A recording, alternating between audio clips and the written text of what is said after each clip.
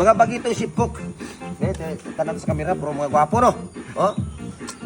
Mga lahin kayo manggi. Sarat ang ilong, kulot ang buhok. Baluga.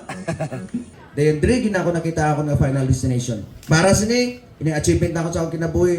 I-sustain ko na lang ni, pero kung mangita pag ikudugang, stress na kayo.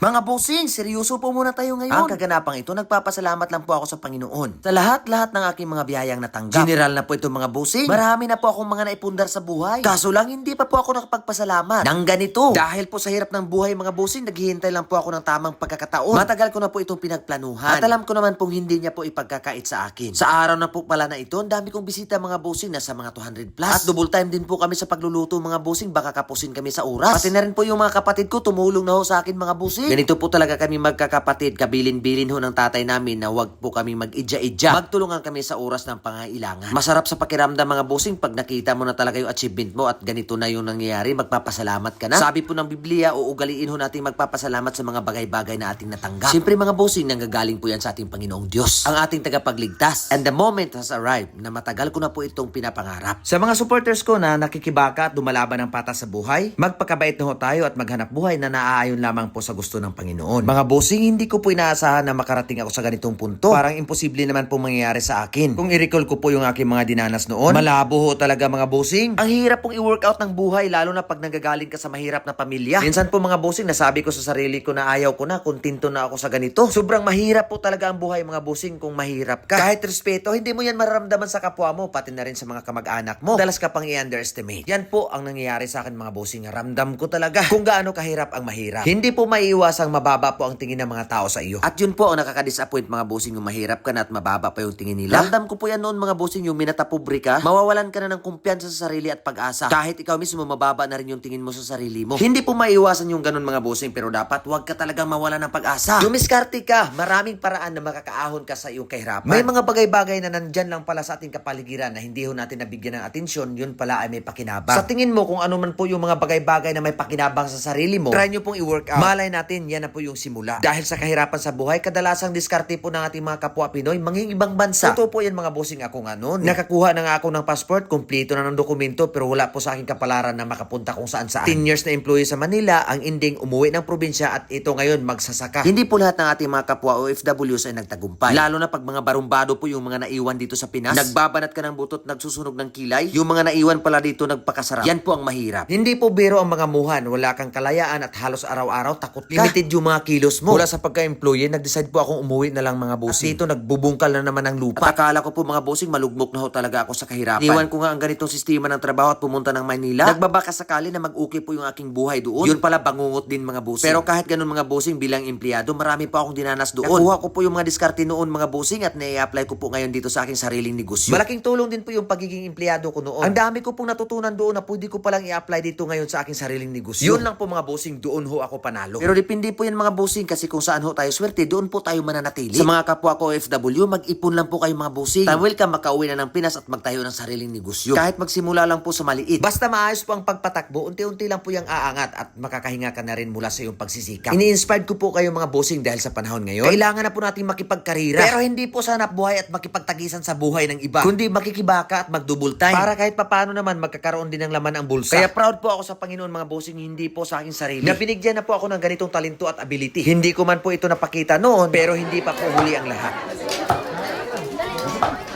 At ayan po sila mga bossing ang aking mga bisita. Masaya kahit simple lang po yung aking handa pero na-appreciate po nila. Sa mga supporter kung gustong maka-achieve ng ganito, tuloy lang po kayo mga bossing. Kung nangyayari sa akin, posible po yan sa inyo. Pa-promise. Bangkili lang man ang Ay,